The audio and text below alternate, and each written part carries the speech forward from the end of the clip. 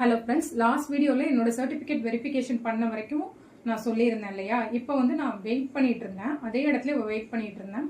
Wait பண்ணும்போது என்ன ஆச்சுன்னா, யார்கிட்டையுமே நான் பேசல, பக்கத்தில் இருக்கவங்கள்ட்ட நான் பாட்டுக்கு வெயிட் பண்ணிட்டே இருந்தேன். அப்போ வந்து ஒரு கேர்ள் வந்து இந்த மாதிரி ஆஸ்பிரண்ட் தான் வந்து சர்டிஃபிகேட் வெரிஃபிகேஷன் பண்ணிட்டு அவங்க வந்து அஃபிஷியல் டிஎன்பிஎஸ்சி அஃபிஷியல் ஒரு லேடி வந்து கேட்டாங்க, நீங்கள் வந்து பிடபிள்யூடி அண்ட் ஹெச்ஆர்என்சி அப்படின்னு கேட்டாங்க. ஆமான்னு இன்னொருத்தங்களை விட்டு அவங்களை அங்கே கவுன்சிலிங் ஹாலுக்கு அனுப்புங்க அப்படின்னு சொன்னாங்க.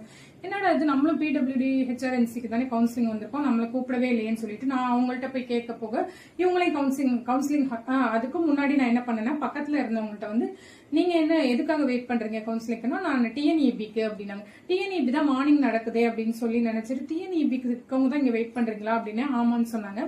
டிஎன்இபிக்கு தான் மார்னிங் நடக்குது, அதுதான் நடந்துட்டு இருக்குன்னு நான் நினைச்சிட்டு இருந்தேன்.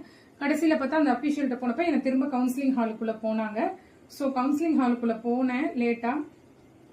அது என்ன நடந்துச்சுன்றது நான் நெக்ஸ்ட் வீடியோவில் உங்களுக்கு அப்டேட் பண்ணுறேன், அடுத்து என்ன நடந்துச்சுன்னு சொல்லி.